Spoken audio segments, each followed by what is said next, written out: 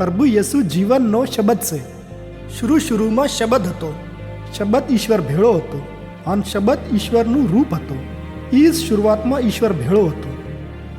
बधी चीजों शब्द ने जरिए थी उत्पन्न थई अने कोई पण चीज ए वगैर नथी उत्पन्न थई। ई शब्द बधाने जीवन आलतो अने ई जीवन मनखा हारू अजवाळुं हतुं। अजवाळुं अंधारामां ઝબકે છે अने अंधारुं अजवाळाथी जीती नथी कहेतुं। ईश्वरे एक आदमी ने मेल्यो जेनुं नाम योहना हतुं।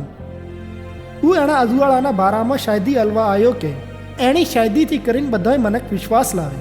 જોને પણ તો એ અજવાળું નહોતો, પણ હું અજવાળાના બારામાં શાયદી હલવા આવ્યો હતો। હું વાસું અજવાળું જે હરેક મનક માથે ઝબકે છે જગતમાં આયાવાળું હતું। હું જગતમાં હતો અને જગત એને વસીલેથી ઠારાણું, પણ જગતનો મનખોય એને ના ઓળખ્યો। હું પહોંચવામાં આવ્યો, પણ એનો પહોંચાય એને કબૂલ ના કર્યો। પણ જેટલોય પણ એને કબૂલ કર્યો અને એમાંથી વિશ્વાસ રાખ્યો, એણે અહીંયાને ઈશ્વરના છોકરો છાનો હક આલ્યો। હું ઈશ્વરના છોકરો એમ નથી છા જેમ કોઈ લોહી મોહ અને મનખાદયની મરજીથી થાય છે, પણ ઈશ્વરે પણ અહીંયાને પહોંચા છોકરો ઠાયો। શબ્દ મનખાદય છો અને આપણા વશમાં રહ્યો। અમે એમાં બાપના એક જ દીકરા જેવું શાન ભાળ્યું, જેમ કે હું કૃપા અને હાસાઈથી ભરાલ હતો।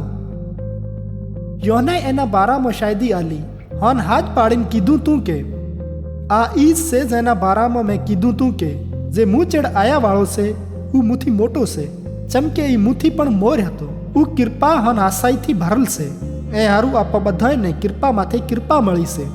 જેમ કે પરમેશ્વરે પોતાના હુકમ મૂસાને વસીલેથી આલ્યા, પણ કૃપા અને આશાઈ યેસુ મસીહને વસીલેથી મળી। ઈશ્વરને કદી કણે નથી ભાળ્યો, પણ એનો એક જ દીકરો જે એ ભેળો બેઠો છે એણે જ ઈશ્વરને સાવો કર્યો છે।